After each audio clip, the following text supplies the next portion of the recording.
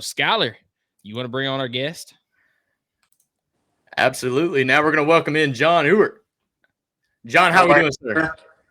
Hey, thank y'all for having me on. I truly do appreciate being here and get a chance to talk about Tennessee football.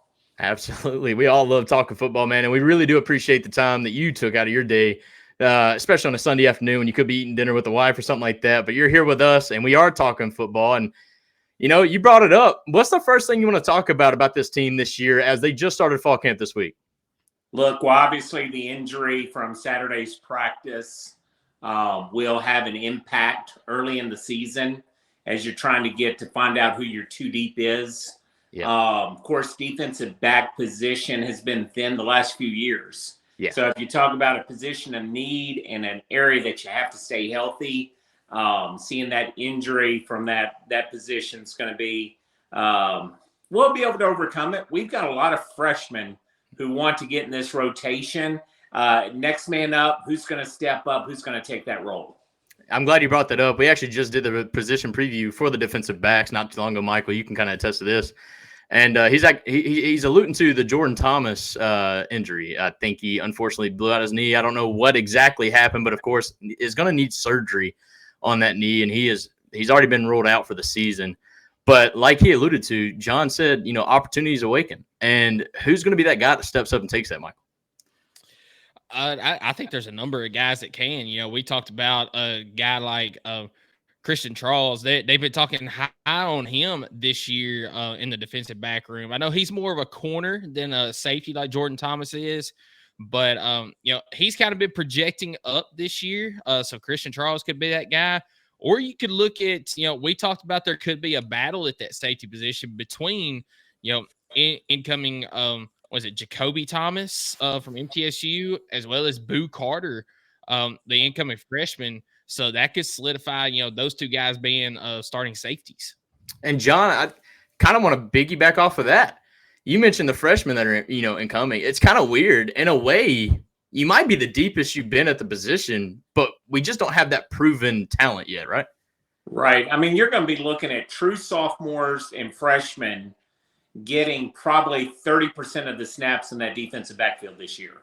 If you have 1 to 2 people go down throughout the year, you're looking at 50% plus snaps being true freshmen and sophomores. So it's going to be interesting. I like the two guys you just brought up. The MTSU kid's an in-state kid.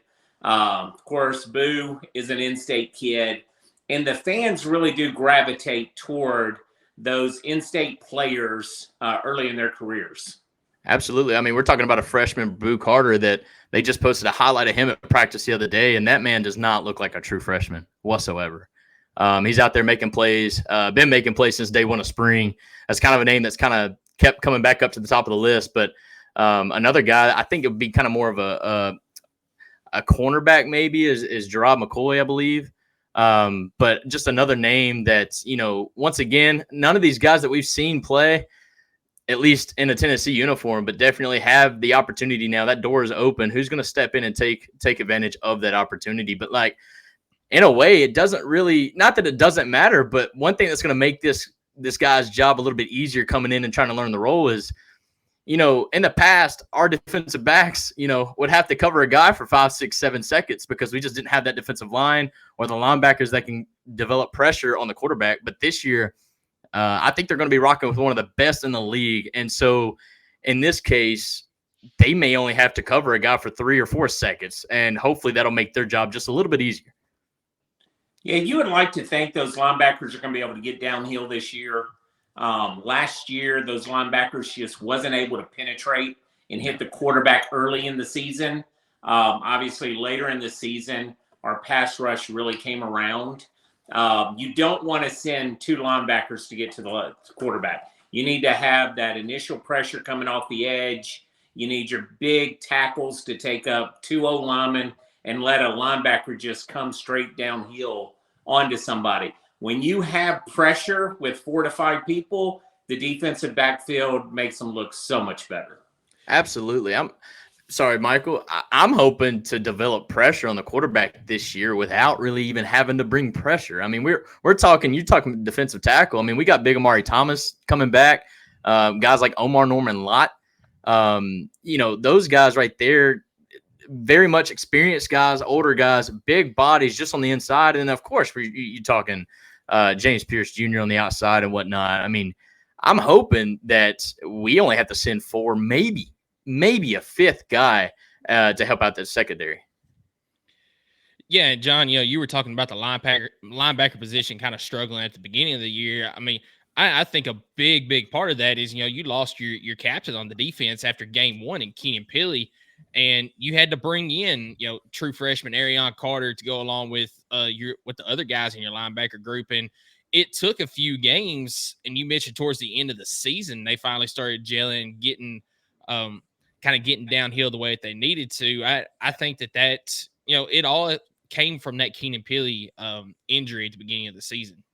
Oh, absolutely. Anytime you have your team leader, your oldest player on the team, the potential all-SEC linebacker go down game 1, you don't have a backup plan for that. That's the one position on the team that calls in the plays, that makes sure the alignments are set up, who's making all the audibles and adjustments based on what the offensive does. When you lose that, it just took a while to get that back. And I still don't think anybody ever truly had command of that defense. I think it was a position that kind of rotated command. You need a field general, and Pili is that guy. Yeah, I mean, you had a guy like Aaron Beasley who on the field gave you some stats, but I don't think he was that vocal leader that you expect out of your Mike linebacker. Correct. Yeah, no, again, talented guy. And again, his on-field play spoke volumes of the work he put in. But a field general is just a different breed, and Pili was that guy.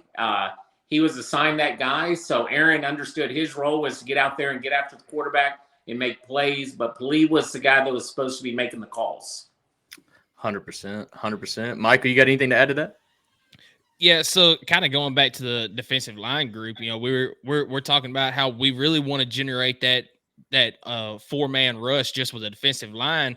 And, you can bring those linebackers as extra guys when you're trying to dial something up. But as long as you can get that natural pressure from the defensive line, I really feel like a guy, or I guess a position in particular, that's going to have a breakout year this year is going to be whoever is opposite James Pierce Jr. at defensive tackle, because he is going to get so much attention because of what he did last year. He's going to receive those double teams. I feel like the guy on the opposite side, whether it be Jordan Matthews, Jordan Ross on the opposite side, whether it be an Elijah Simmons on the other side. Yeah, Joshua Josephs. I feel like that position right there is going to have an absolute breakout year this year just because of all the attention going to James Pierce Jr. What do you think, John? I like Caleb. Definitely at that defensive end position on the other side. I love Ross. I think Ross could be special. He still has to come in and develop and play under the lights. And again, it's different. It's different than going out there and practicing and going out there under the lights and having 100,000 people watching your every step. But you have got two, what I think Caleb is a sophomore, maybe a junior. Ross, I think, he's young, freshman, sophomore. You've got some young talent on the other end. And they've got to be able to get after the quarterback. And normally the young kids don't have the technique down. And that's where you need that linebacker to go in there. And here's the thing. When I was on that 97-98 team, and that 98 team, we had John Henderson as what they call a prop 48. So he practiced every day, but he didn't get to play in 98. But you had Billy Ratliff. You had Corey Terry. You had some big guys that could get after the quarterback in the middle of that field. Omari has shown that he can. The other guys on the other side, and they brought in a Stanford transfer. If those guys were just eating up space, and for a linebacker, you need those defensive tackles to take on the blockers to keep the linebackers clean to make plays at that next level, right? And where everybody's really concerned about or really focused on our, edge rushers, it's those defensive tackles going to set the tone for the entire defense this year. It's not going to be the edge rushers. It's going to be those defensive tackles. Yeah, to your point, the edge rushers, they can get downfield all they want to, but as you know, as a defensive player, the further upfield they go, what does that cause? A big gap in that defensive line for a running back or a quarterback draw with these athletic quarterbacks that we are definitely going to be playing against. The further upfield they go, the less, containment. Yeah, exactly. Containment. Obviously you allow gaps. I'm trying to think of the word here, but just in baseball terms, just like staying home. You lose that in the defense when you just think about pass rushing, especially if they run some sort of a draw play. But yeah, you're right. If those defensive tackles can work on staying true to their lane and taking on those blockers and not allowing a free blocker to come around or whatnot and get to the second level, that keeps your linebackers free and it keeps them ready to take on that angle to make that play, hopefully for a short gain. I completely agree with you on that. Yeah, and John, I love that you brought up a guy like Billy Ratliff there, because earlier this week I actually rewatched some highlights from that 98 Tennessee-Arkansas game, and arguably the biggest play of Billy Ratliff's career was, just bull rushing Brandon Burlsworth, causing I can't remember his name now, but quarterback. Yes. Clint Sterner. Yeah, Clint Sterner. Thank you. Causing him to trip coming out there trying to hand the ball off to his running back. Of course, the stumble and fumble call, and Tennessee goes on to win the game after that. That it just brought up a lot of good memories with that one right there. That was an incredible game to be at. Of course, as a walk-on, you don't ever dress for SEC games. The SEC games, You have 85 scholarships. You get 60 guys on the sidelines. So you got to think every SEC game, you had 15 scholarships sitting in the stands, right? It's one of those things that being in the stands for that game and looking at that game as a whole, knowing you had a chance, and then obviously the chance is now gone in the fourth quarter. We had a chance to get back in it. We didn't capitalize. For Billy to make that play, make that fumble recovery. The great thing about that play is there was a reserve linebacker starting for Al Wilson that game. His name was Chris Ramjour. Chris Ramjour came in as a 4-star running back, ended up flipping over to linebacker his sophomore year. And he tells the story that if Billy would have just got off his ass, he was going to pick up that ball and take it to the end zone himself. Ramjour just kept saying, Billy, you just get off the ball and let me just pick it up, and I would have taken it to the house. But an incredible – Billy was a great player, great leader, great man. Yeah, and there's all sorts of, commentary from that game of what all happened. You mentioned the fourth down conversion that Tennessee failed on that, could have continued that drive and possibly won the game earlier. Billy Ratliff, as he's coming onto the field, he looks at T. Martin. He says, "Hey, don't take off your helmet. We're about to get this ball back." And sure enough, he made the play. And then, there's so many good John Ward calls. But my favorite one is not even one on the field. It was as soon as Tennessee got the ball back in, I guess, the documentary after the season, he says, what did Tennessee do? Nothing special. Just give the ball to number 20, go that way. And that's exactly what they did with Travis Henry. Just hand him the ball, and offensive line took over the game. Awesome game there that, almost didn't happen. 100%. John, you mentioned that game. Do you have a favorite memory as a walk-on during your tenure there at Tennessee? I mean, obviously, you could probably just say the national championship, but truthfully, I didn't know if you have like a favorite time that you just love to talk about. As a walk-on, obviously the goal is to dress for a game. Walk-ons back then, again, you got to think the 97 team with Peyton Manning, the 98 team with T. Martin in the national championship, we had talent for talent. The walk-ons weren't going to see the field. Let's just talk about my running back room, right? When I got there, the 98 running back room was Jamal Lewis, 5th overall pick in the NFL draft. Yep. Travis Henry, all-time leading rusher at the University of Tennessee. Travis Stevens, single season, all-time leading rusher at the University of Tennessee. Sean Bryson, who he moved to fullback. And then you had Brian Darden, Mark Levine, who had moved over to defensive back. You had Dominique Stevenson and Chris Ramjour that they moved over to linebacker. I mean, we had players for players.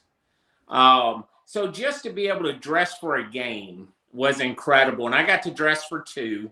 I got to dress for the UAB game that year, which the one thing I remember about that game is we did not cover the spread. Therefore, the walk-ons did not get in toward the end of the game on special teams. And the second thing was senior day. Got to dress for the Kentucky game. Now, they dressed me as IR, so injured reserve, right? So I did not count against the scholarship count or against the player count. And for senior day, you know, you get to run out as an individual. Well, John Ewart, of course, sit there because it was his last year as well. You know, John Ewart from Fayetteville, Tennessee. There wasn't a soul in Neyland Stadium, those 100,000, probably 102 at that time, never heard my name. Never once. Because the guy running before me was a man, Peerless Price. Oh, man. Oh, you've never heard an ovation for like Peerless guy. I mean, these young kids that get ovations today on senior days, they rock for them. But Peerless Price was a rock star all on his own. So, yeah, Peerless wore number 37. I wore number 39. So I was directly behind Peerless's ovation. Good times. Very, very much so. That's awesome. I mean, in a way, you would just hope that they call you out pretty quickly so that they're still in that standing ovation when you come out. Well, it was rocking when I ran through that T-base. Exactly, my man. Exactly. That's what I'm talking about. But no, that's awesome. And that kind of gives you a little bit of an insight what it's like to be a walk-on during that time. But honestly, that running back room wasn't that stacked. I mean, I don't know why you didn't get at least third, fourth string. I mean, I felt like that was a given. Come on, John. Look, it was hard to get sometimes third, fourth string as scout team. Oh, 100%. Because they had Dominique Stevenson and Chris Ramjour, who both ended up being starting linebackers as first and second team scout team. They moved. Here's, again, talk about scout team. So the Alabama week, they had Sean Alexander, right? So when you get to practice on Monday, you get the crimson color in your locker. And they gave me number 37. And I was like, why in the world would they give me Sean Alexander's number? Because I'm normally the third team running back, right? Or I'm the fullback on the team. Well, that same week that we played Alabama that year, they moved Chris and Dominique that week to linebacker. Now, Al was dealing with a groin injury, and we had some depth issues at linebacker. So I took a beating Alabama week trying to replicate Sean Alexander during practice. Who did you have to hit every day? Ended up being a Madden cover.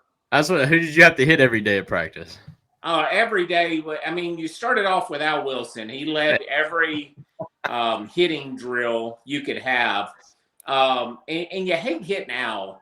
But Raynock Thompson had a little bit of salt in him, so he would come downhill every now and then, try to light you up. Emo was just a constant professional. Eric Westmoreland, constant professional, just business-like attitude every time he went through there. But then Dominique Stevenson, when he went over to that side, he was trying to prove a point that he could play ball at any level. And hitting him in practice was nasty because I'd have to, remind him that he used to be on this side. No, for sure, for sure. Well, John, let's bring it back to what's going on now, especially after the history in the last decade of the program. But what were your thoughts? I mean, obviously it's easy hindsight, but in 2021, Danny White announces that he's hiring Josh Heupel. What was kind of your thoughts during that time and bringing a guy from UCF to lead the Tennessee program? Well, the other names on that list that year had more experience than he did. He obviously, Danny had a relationship already with Josh. I think he saw what he could become in the future and wanted to make sure that he brought that with him because you can always hire for now. Yeah. But when you hire for the future, that's better. The now coaches at that time, Les Miles was available. Gus Malzahn was available. There was several big time coaches available at that time that would have easily taken that Tennessee job. Les Miles had a national championship under his belt. And when he selected him, it was an interesting hire. Like I said, you're selecting him to be the coach when he would have been tabbed that next coach in waiting type role. You know, he would be that on that next tier. And ever since he's been here, it's been just lights out. He's grabbed some great coaches to bring with him to help elevate his game. And I think that's where Butch Jones really lost his touch here, was he wasn't as concerned about bringing and keeping those coaches around you. If you want to be great, surround yourself with great people. Now, 100%. Coach Heupel has absolutely done that. Surround himself with great people. And I think he's got a good job of kind of developing, obviously, kind of like what Alex Golesh. Like, if you're going to have successful seasons, you're going to have to prepare to replace your coordinators pretty quickly. And I think he was able to do that. And I think it speaks volumes to him and the coaching staff that he's able to do that from within and then bring somebody else to just be an assistant and then just continue to kind of work that progression to where he can kind of keep doing this, because at some point somebody's going to come after Halsey, right? The way he's going to be developing these quarterbacks. I mean, think about Joe Milton for just a second. I mean, and you can go ahead and talk about, obviously, Hendon Hooker, but Joe Milton was a guy who, let's just be honest, at Michigan didn't really turn the table. And we're talking a 5-star recruit. You see what he's doing right now with the New England Patriots. He obviously beat out Hendon Hooker in practice back in 2022, but just in the game couldn't make it happen. But then his super senior year, they go 8-4. He played some really great ball, had some like 29 touchdowns to 5 interceptions, threw for a couple, maybe even 3,000 yards, total yards, whatnot. I mean, just the way he's been able to develop any type of talent, because, I mean, let's be honest, any type of football fan that knew Joe Milton was taking the field already had overthrow Joe in their mind, type mentality, when in reality, they actually had that man playing some really good ball. And like I said, if you haven't heard lately, I mean, this man is competing for the starting job at the New England Patriots. So just kind of wanted your thoughts on just the way he's been able to develop his coaching staff within, and then how in turn that's helping out his team now. I think you have to have a family mentality, the amount of hours these guys put in. Yeah. And I think that Heupel has done everything he can to have that mentality over there in the complex, where it's family driven, family oriented. I think that will keep coaching staffs here. Again, Rodney Gardner to stay after 3 different major programs came after him last year. Right. Speaks volumes, because Gardner has left before. He was on former staff and went. I wanted to say he went to Georgia at that time, but when coaches are coming to take what you got going on and they end up staying, it's not about pay. It's about the culture over there. So as they continue to grow and develop people, I really don't know who their OC is. I don't know who's making the calls. I know who has the title. But you don't know who's making the calls over there. Heupel's got a big part of that. Yeah. But there's a chance that the O-line coach is making some of these calls as well. So you like to see that approach that, hey, no matter what your title is, we're going to give you a chance to learn, develop, grow, and contribute. Yeah, and I think that's huge that, Tennessee does that. It's not just one guy making a call. You've got Josh Heupel probably making some calls. Joey Halsey obviously is going to make some calls as well. Maybe even offensive line coach making some calls if he sees something that he likes. And I think that, you go on the defensive side of the ball, Tim Banks, making most of those offensive calls, but you bring in a guy like William Inge, I think that was huge for the defensive side of the ball this year because he's a guy. He's been a co-defensive coordinator before. He knows a lot of stuff as well. And what is his exact title over there? I know he's linebacker coach, and is he? He's not co-defensive coordinator. He's They normally give them some recruiting court. Again, to get the money up, they normally have 2 titles. Yeah, but I think bringing him in, he's probably going to call some of those defenses as well based on what he sees. I think the fact that Tennessee does that and it's not just one guy on each side of the ball making calls, I think that also says something about the Tennessee culture. Oh, absolutely. I agree with you. Yeah, man. So fast forward to 2024. We're talking about a coaching staff that's now pretty well established, and you're talking about a Tennessee team that has gotten all of its issues from 2020 kind of in the back door, in the rearview mirror per se. They're rocking and rolling. We're talking about a recruiting tear in which they, I guess, demoted George McIntyre to a 4-star. But I mean, we're talking Nico Iamaleava, Jake Merklinger, George McIntyre, and now you just at least verbally recruited and committed Fajon Brandon, the #1 overall recruit and 5-star quarterback. And we're seeing kind of the expectations of this team now that's under Nico. I mean, this is Nico's team. Let's be real about it. You got most of your puzzle pieces figured out on defense, which has kind of been a consistently improving side of the ball. And now you got an offense in which you got wide receivers out the wazoo. You got a young, or honestly, he's a junior now. It doesn't feel like it, but Dylan Sampson and a bunch of young guys behind him. You got your pieces around him. You got your offensive line, who's very much experienced. Got to keep them healthy, but very much experienced, at least in the starting rotation. What are your expectations for this football team this year? The wide receivers on paper look incredible. Yeah, correct. Last year, orange and white game, I was on the field. I got to see Thornton up close. The Oregon transfer. This guy, Tarzan all day long. I mean, just a great big body. Reminded me of similar of Marcus Nash, that was one of my teammates, and just never turned it on the field. Yeah. You've got Brew McCoy, who could consistently be a #1 wide receiver anywhere. Coming off of that injury, he's still 4 weeks away, probably from being at full play game strength, right? Yeah. You really need him for that NC State game to be that slash. He's going to be doing out routes. He's going to be doing some of those quick passes to the sideline, try to get up the field. He's not going to be a down the field threat this year. I think that they're going to have him on, hook routes and just quick outs. Squirrel White, he could Tyreek Hill. I mean, you just smile, and not because of his name and his size. The guy just could be special. Yep. Yeah. And then let's be honest, the most talented wide receiver over there is a true freshman, Matthews. Mike Matthews. Yep. Matthews is probably, as far as physically gifted, true wide receiver, he probably is the most gifted guy, and he's going to be probably 5th on the depth chart to start the season.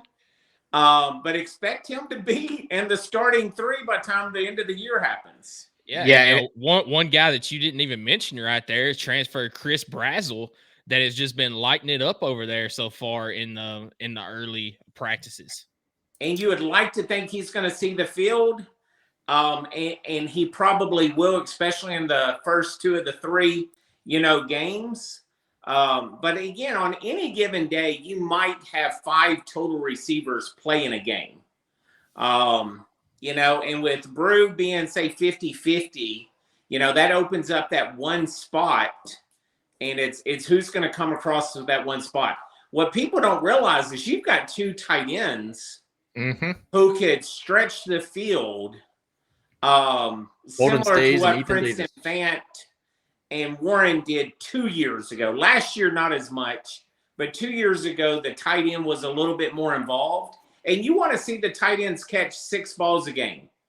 You want them to get 6 to 8 yards, get down, They don't have to stretch the field vertically, but horizontally.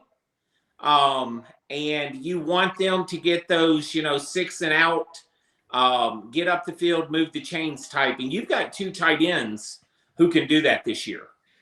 Yeah, and we know that the tight end is a big piece of a Josh Heupel offense, not just for what they can do in the passing game, but obviously what they can do when it comes to run blocking as well. But with all these talented wide receivers, do you see some sets or maybe some drives, depending on the situation, where we go 4 wide receivers instead of the 3 wide receivers and 1 tight end? I don't. I really don't. I think you bring in the Notre Dame tight end to make sure Nico stays upright. So I don't think you can take him off the field. Your running back's a liability in the pass blocking. It just is what it is. Yeah. You would like to think Dylan has gotten much better in pass blocking in this offseason, and you hope he has. But again, I'm not counting on that whatsoever. So to take the tight end off the field to bring in a 4th wide receiver for a stretch play, you're leaving a redshirt freshman completely exposed. Yeah. In a situation like that. And your offense doesn't need it. You don't need 4 wide receivers running verticals. You need 1 running an underneath route, running over the top, running a zag route of some sort just to try to get somebody shook. But you're going to have to leave somebody home besides Dylan. And again, Dylan can come out of the backfield and go left and right and provide some space for Nico to, have a dump route. That's exactly what I was going to bring up. I mean, I don't know why, but it doesn't feel like we involve the running back pass game as much as a lot of other teams do. And I kind of wish that would change a little bit. I know we were really good with way back in the day under other previous coaching staffs where, guys like Jalen Hurd, Alvin Kamara, just kind of like a slip screen almost. You drop back, look, and just jump it off to the running back, and then they're gone.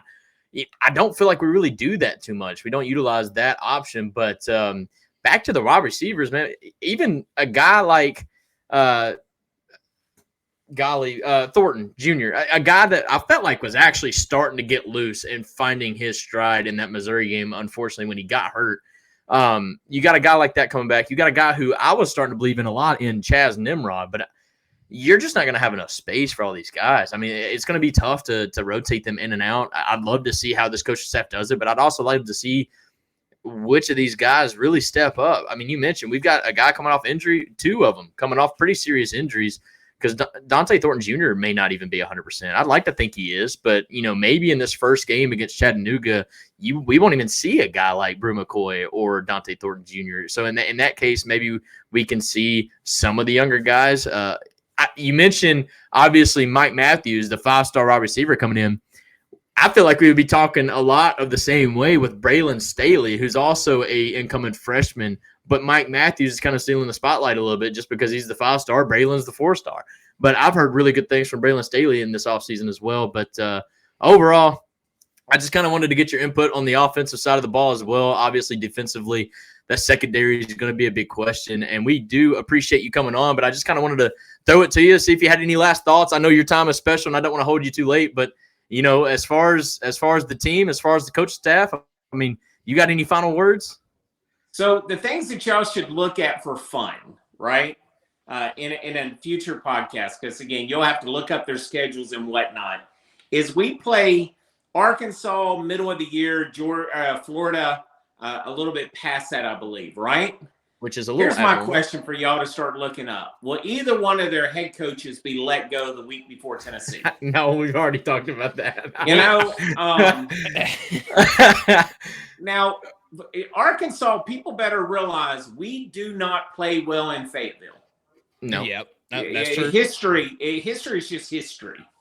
Fayetteville has been very difficult to play at. I love Sam Pittman. I am not advocating for him to ever be fired by anybody. But hey, we're in the same boat. Bobby Petrino to have him on the sidelines. You bring in Bobby Petrino to replace a lame duck coach, right?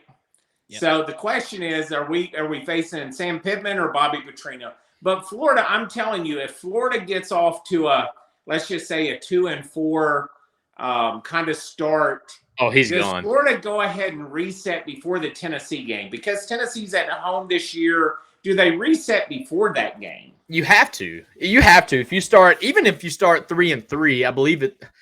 Maybe it's only 5 games before they play us, but even if you start like a 2-3 or a 3-2, you gotta pull that plug, in my opinion, because Florida better be banking on them starting 4-1 at the very least. I mean, because that back half of the schedule, I'm sure you've seen it, is brutal. It's brutal, and it's so bad. If the writing's on the wall, do you go ahead and hit the reset button? Give yourself, 2 months to figure out who is the best coach that you can, whether it's Kiffin or somebody else, Deion Sanders. I mean, there's going to be a lot of big name coaches that would take that Florida job because of the money and the recruiting and the weather, the SEC. There's a lot of people that take that job. So but that's what I'm really looking forward to this year. Let's just say that we get past NC State. Oklahoma is going to be a 50-50 type game. But Oklahoma, Baker Mayfield coming in here, maybe we're due to pick up that one, Yeah. Karma always comes back around, right? So maybe we pick up that game the way we lost it here when Oklahoma was here a few years back. You just had to say it too, didn't you? You just had to say it. Look, it happened. I was there. And people ask me what's the loudest game I've ever been at. It wasn't the Alabama game from 2 years ago, and it wasn't the Florida game from 2 years. That Oklahoma game was rocking like no game I'd ever seen, and I've been at Tennessee football games for 25 years. But does that credit not go to Baker Mayfield just a little bit? Like the way he came across, the cockiness, the arrogance, kind of fired up and fueled the fan base a little bit for that? Baker had the it factor. Yeah, I don't care what. I'm a Baker fan. And what he's going to do in college. Him and Johnny Manziel were probably the most two electric quarterbacks when it came to, that aura around them to just being able to be a finisher. Yeah. You had the Michael Vicks, and you've had, a lot of great quarterbacks out there. But something about Baker and Johnny, they were just a different breed. Well, they had the personality to go along with the game that I think played a big part in that. But you were talking about Sam Pittman and Billy Napier. I think that it's possible that Tennessee could be the game that gets Pittman fired. I think that he'll still be there whenever Tennessee plays him, but it's game 6 for Arkansas in that schedule, and you're facing off against Arkansas Pine Bluff game 1, Oklahoma State, UAB, Auburn, A&M, then Tennessee. If you're 2-4 after that game going into your bye week before playing LSU, yeah, absolutely. I think you could see a coaching change then. And as far as Florida goes, that's game 7 game 6. It's game 6, week 7. Yeah. But that the first half of the schedule, it's definitely still brutal. It's not as brutal as that last stretch, but it's manageable. I mean, Miami, that's a toss-up game right there. I've got Florida winning that one right now just because I don't trust Cristobal. Then you get Sanford, but Texas A&M, we don't know exactly what they're going to look like this year under Mike Elko. And you get them at home. You go to Mississippi State under first-year head coach. Got to win that one. Yeah, under first-year head coach Jeff Lebby, you've got to win that one. But it's going to be difficult because it's in Mississippi State, and that offense of Jeff Lebby's can get up and down the field. So, then you've got UCF after a bye week. That's not going to be an easy game either before you travel to Tennessee. So you're looking at, you could be anywhere from undefeated to 1 win on the season, and that being Sanford. Right. So, John, I want to propose a fun question for you, if you don't mind. Sure. So Michael and I talked about this. And I'm going to word it in a way, but just stick with me here. But over under 3.5 coaches, sitting head coaches, not being in the same position they're in today by the end of the year, next year, obviously. 3.5, over, under. And so the reason why I have it at 3.5, hear me out. We just mentioned Sam Pittman. We just mentioned Billy Napier. I think if Billy Napier's fired, me and Michael's already talked about Lane Kiffin's jumping straight to Florida. I think. I think that's that your third. Yep. So that's your third. Right. You got a guy like Clark Lee at Vanderbilt. If he goes another winless SEC year, what does Vanderbilt do? So Clark that would be your out. I think regardless of what happens this year, I think Clark will probably go get a DC job and make as much money as he's making at Vanderbilt and be back at the top of his level. 100%. Clark is a great coach. Just at Vanderbilt, You're restricted. Yeah, I mean it is what it is. You know, they're renovating the stadium. Their players are again. It is what it is. At this point, what he is making, he could make that close to it as a DC again at any major university about to win a national championship. So he's going to be a hot commodity as a lame duck type coach. Look, Kentucky, if Kentucky doesn't win 8-9 games, I think Stoops leaves on his own accord. I think after Calipari left Kentucky, I think Kentucky's athletic department is right now just a mess. And just like the fans wanted Calipari to leave without wanting him to leave, and then when he left, it's like, oh my God, I can't believe he did it. I think Stoops is a hot commodity for some of these schools that would appreciate him again, where right now he's not being appreciated at Kentucky. If he doesn't win 10 games, Kentucky's got unrealistic expectations. So if you can imagine A&M obviously interviewed him, wasn't the right fit. But let's say there's another big coach that's gone in another conference, especially the ACC. Could you watch Stoops go over and be appreciated again? Right. I absolutely agree with that. Either ACC or Big 12. I think that would be a perfect fit for a Mark Stoops. And, Skylar, I thought you were going to pull it up on the screen. We both talked about this back earlier. If Stoops has another, 6-6 year, how much longer are Kentucky fans going to put up with that? Look, I'm telling you, he could win 8 games and leave. Again, Kentucky fans are not right now. Their unrealistic expectations are what's driving coaches away. The administration didn't ask Calipari to leave. No, they asked Calipari to make some changes, which he wasn't willing to do. Do I think they're going to ask Stoops to leave? Absolutely not. I just think that David Cutcliffe at Ole Miss resurrected the program. Now he had Eli Manning to help resurrect that program, right? But then winning 7-8 games at Ole Miss wasn't quite good enough anymore, right? Then you have one down year. He goes to Duke, and he's a 2-time, 3-time ACC Coach of the Year. And then Duke stopped appreciating David Cutcliffe. Yep. He went from a 2-3 win program to getting them consistently in bowl games and then consistently 8 wins. And then they stopped appreciating him because they thought they should be able to go to the next level. Mm-hmm. Well, Kentucky's at the next level, and I don't think they've got another gear in them. Right. So mine's going to be 4. So I'm going with the over. Hang on. Okay, so we hit over already. I probably set this too low because there's another name on this list that we haven't even touched on. Yep. And it's Shane Beamer at South Carolina. Look, I'm telling you, Beamer is still young enough to turn that program around. So once you start looking at these coaches, you got to look at their age also, right? So that's fair. Stoops is what, 6, 8, 10 years older than Beamer? I'd probably say at least, yeah. Beamer's still an up-and-comer, just like – so Beamer could win 7 games this year, and you could still see that he has another level that he could get to. Now, I don't think South Carolina will ever become Clemson, right? But just remember, the first 6 years of Dabo's career, they wanted him gone in Clemson. But he was just young enough that he just kept hanging on for that next year and that next year. I think South Carolina could easily get to a 10-win program because the state of South Carolina's got more talent than y'all can imagine.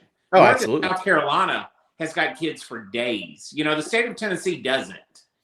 We have to go outside. But the state of Tennessee, being a border state to so many great states, absolutely helps. But South Carolina, I wouldn't get rid of Beamer unless he pulls a 5-7. Beamer's young enough that you can still say give him 1 to 2 more years. If he gets the right quarterback, he could cycle up and win that 9-10 games, which is a great year for South Carolina. Well, they do have a redshirt freshman or true sophomore quarterback who sat behind Spencer last year, who they do believe in, kind of like the way we believe in Nico. So we'll see how it goes. John, man, we appreciate your time coming on today. Matt, he said, thank you for coming on. Interesting conversation. We appreciate you, Matt, on YouTube. He also said he's going to Oklahoma game, and newsflash, so is your boy. So we'll be seeing you there. John, you going to any games this year? I'm sure you're going to all of them, right? I go to all the home games. The away games, you're looking at what we got Vandy on the road this year. Well, that's a home game. So that might be the one game that I go to. I've had bad luck on road games. Though I went to 2 South Carolina games that we lost. The road games, for whatever reason, I was at that North Carolina bowl game that they changed the rules to help us lose that game. I went to Charlotte versus West Virginia a few years back. The road games have not been kind to me traveling, so I'll stay home and watch them. I think my favorite neutral site game that I've been to was back in 2016. We did the Battle at Bristol. You went to that game. I went to that game. Me and my dad went to that game. I drove my little beat up Toyota pickup truck all the way to Bristol, man. And I'll tell you what, that was an experience. It was hard to see the game. You should have brought binoculars. But other than that, man, that was an awesome experience, seeing 155,000 people in an arena and seeing Bristol filled up to the top. That was a pretty cool experience, and a game that Virginia Tech just kept fumbling us the ball. It was great. But no, John, we appreciate you on tonight. Hey, next time I'm on, let's talk the NCAA football game, the new 25 version. Well, I'm waiting on you to actually send me the invite to your house because I need to beat you at that. Because I'll be playing it next, and I'm in year 2, and I've already got 11 5-star recruits committed, and everybody's like, recruiting's hard in this game. I'm like, guys, you just don't know how to recruit. Send the house. Send the house week 1, but then week 2 you have to take the house away and send a sway, and then week 3 you got to take the sway away and do. Again, there's a formula to it that I have figured out. Let me just write all this down real quick. Hold on. No, I do so you purposely sway and then bring them back? So the way that the recruiting works, all right, let me tell you. So week 1, take all your 5 stars and give them all send the house, right? The 50 points or 50 hours, whatever. You don't put any hours on anybody else. You just give all your points week 1 to your 5-star athletes, because normally you should have 5 to 10 5 stars that have you listed. Yeah. Right? And then week 2, you take the house away, so you can rescind the house in week 2. And you get those 50 points back, and then you use it either in soft pitch, hard pitch, or sway, right? And even though you don't have all their exact cheat codes of what they're high on, does not matter, right? Week 5 recruiting, week 5. What you have to do is go back to the open list of all prospects, go to the far right, and auto sort by who's been offered or not. There is typically 6 to 8 top 100 players who have not been offered a scholarship yet after week 5. If you offer them a scholarship, 2 to 3 of them will automatically list you in their top 5 because they're the only scholarship offer you got. This is some good stuff. This is some good. Guys, if you're watching, we are getting all exclusive recruiting input on EA college football. But what happens is everybody's trying to recruit 35 players. Well, year 1, Tennessee only loses 19. Well, out of 19, it's just math. You need 15 to commit, and you need 4 transfer portal players. Because you can't cut first-year freshmen. I was just about to say. There's no reason to get anybody after 100. And if you they force are not people. The top 100, don't recruit them. Yep, because you force people to either enter to the transfer portal, or like you said, you have to cut them. You have to cut them, and you'll end up having to cut like a decently talented linebacker or whatever for a 68 overall freshman because you can't cut the freshman. You can't cut them. So again, there's some chip, but again, and I'm in year 2. I play on the Heisman level. We're gonna have to up that because your boy, you're making it look too easy. So, in year 2, I've got 11 5 stars, and again, that's all I'm going to be able to sign because I only need 17 total players. I'll always go to get 2 to 3 portal kids. Yeah. But I think a lot of people I see that struggling on recruiting is, first off, you're trying to give points to 35 people and you need 20. Yep. So you're wasting points. And then only concentrate on the big ones. Only concentrate on your 5 stars. So when others were, don't be 3-star you, is what I'm hearing. Right. And then don't schedule week 1 and week 2. Week 1 and week 2 leave as open weeks. Yeah. Get all of your home games toward the middle to the end of the year, because by the time you can set them up for a visit, you normally have to wait 2 to 3 weeks before they can get on campus, because you've already had 2 home games before they've even agreed to be able to come on a visit. So again, there's some things you can do to up your recruiting value. So we'll go over that next time I'm online. All right, so next time John's on, we're just going to have an exclusive 30-minute conversation on EA College Football 25. We might even stream it live so that he can actually show us what to do while we're playing it. John, man, as always, we appreciate you. Michael, you got anything in closing? I was just gonna say, John, just so you know, we're posting that as a separate video to get the clicks. You know, the secret to dynasty mode in college football 25. So Heisman mode. Hey, when y'all look at some of those TikTok videos that have 40 and 50,000 views for a guy to give you one hint about how to recruit, I'm like, good Lord. I could sit there and talk 10 minutes and everybody would know exactly how to do it and what to do. That's exactly right. Man, All John, right, y'all take care. Yes, we sir. really Thank you appreciate so you coming much. on. Go Big Orange.